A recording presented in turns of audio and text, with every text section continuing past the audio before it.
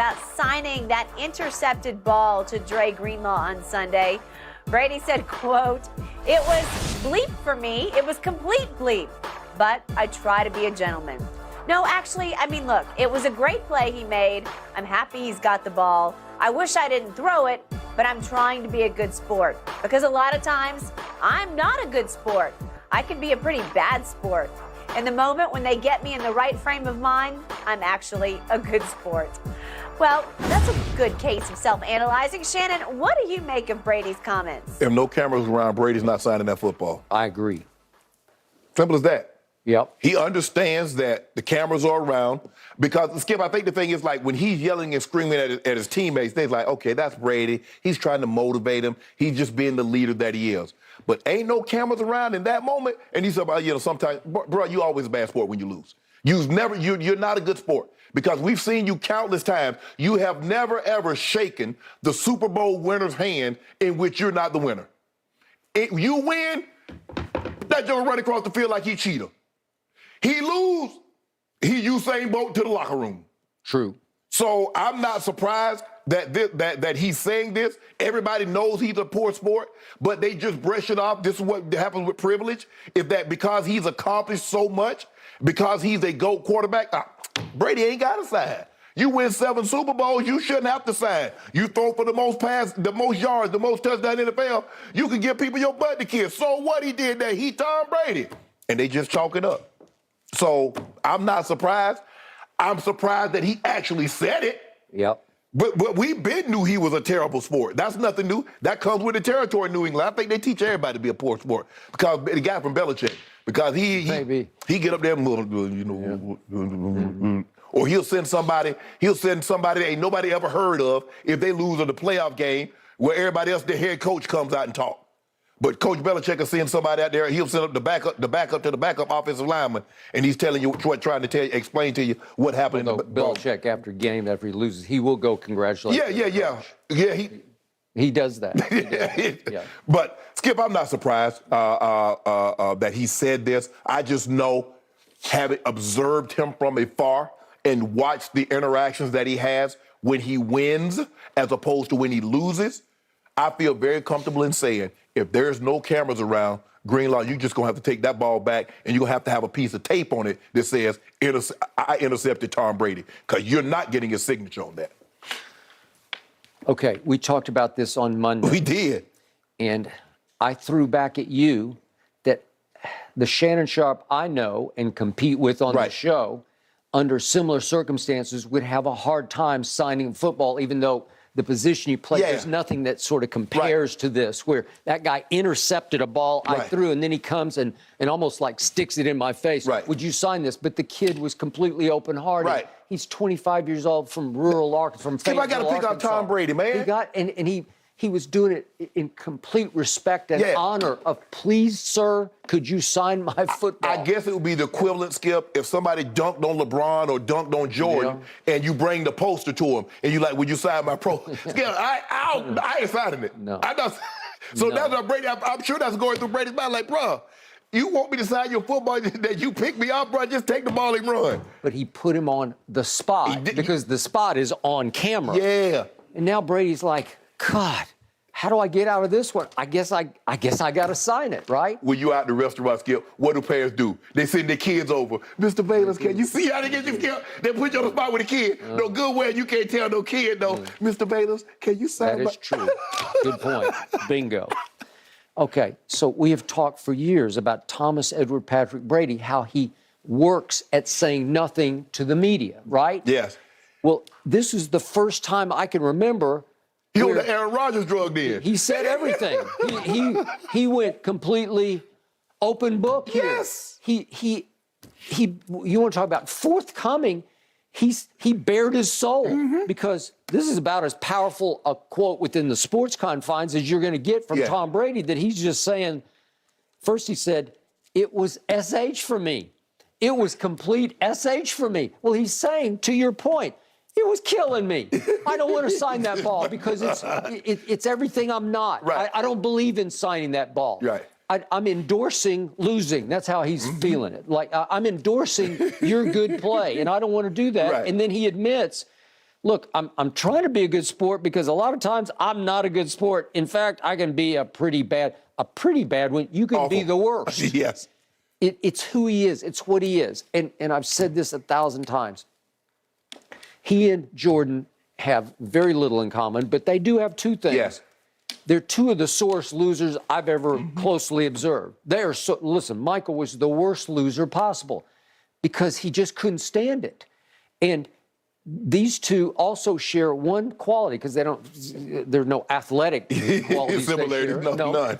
But the greater the pressure, the late game pressure, the more laser focused, the more poised they get. Right. They thrive on that pressure, and it brings out the literal very best in both of them, and always did. So they do have. It reminds me of the oldest cliche. It's about show me a good loser and I'll show you a loser. Right. Well, that's what those two guys think. Right. Show me a good loser and I'll show you somebody who just loses and is happy losing. Yeah, Skip. I mean, when I was growing up, Skip, I was a poor loser, and I didn't understand that. I didn't realize that my brother being 3 years older, Skip, he was supposed to beat me. He was bigger, stronger. Until I started to grow and catch up. There's going to be a point when you're 16-ish or so. I was probably about 14. About 14 is where I could beat him a few times, whereas before. Wait, he's 3? He's 3 years older than me. So up until that point, Skip, he was like 5,000-0 against me. And so I would lose. We're talking about basketball? We're playing basketball one-on-one. I would lose. I would take the ball and throw it in the hog pen. Okay. He would tell Granny, I'm coming in the house. Get you. I got there and get that ball. Boy, you ain't going to win all the time. All right. So I was like. You think when you were 14 you beat him? Oh, yeah, absolutely. How tall were you at 14? My freshman in high school, I was only 5'5". Okay. I was five. Usually you're 15-ish by then. I graduated 17. I turned 18 after I graduated. So I was 5'5" as a freshman. Then he was a senior. But I had started to beat him by then. When he was a senior, was he 6 foot? 6 foot? 6 foot, yeah. Because he wound up 6'2"-ish? No, he's 6 foot. He didn't grow anymore. Okay, I'm thinking how strong. Yeah, he was stoutly built there. Okay. So he didn't grow anymore after that. But I could beat him, Skip. But by that time, Skip, I was really athletic. I could jump. I could almost jump as high as he could. So I was starting to my body was starting to develop. I was starting to become a young man, and so I could beat him. But up until that point. Nah, you beat me, I'm going to throw the ball, I'm going to kick it in the woods, I'm going to throw it in the hog pen and get poop on it in mud. And my grandma said, go get that ball, take it off, and go back at. Which is exactly why I said if you had been in Brady's shoes on the field, I'm not sure you would have signed the ball. But it's hard to get out of it because you want to talk about looking like a bad guy. Right. You looked awful. You'd look, Skip, that'd have been worse than any handshake he didn't give at the Super Bowl because the cameras didn't catch him looking away. He was gone. I mean, the kid gives you the ball and you turn and walk away. Man.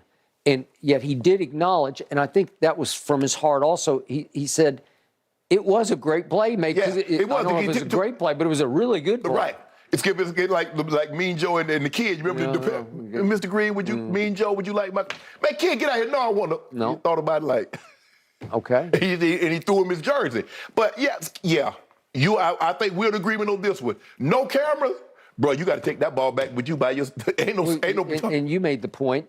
The way to do this, to do it correctly, Dre Greenlaw, is just have an equipment guy go into the locker room and just say, Mr. Brady. This is from Dre Greenlaw. Would you please sign this? And I'm pretty sure Tom would say, okay, I'll do it. I don't know when it started or who actually started, Skip, this jersey swap on the field. The jersey swaps and the helmet swaps normally took place at the Pro Bowl. Or you like, hey, bro, let me get that jersey. The guy would go, good back, and he would send you a jersey. You would send him a jersey. Pro Bowl, you swap helmets.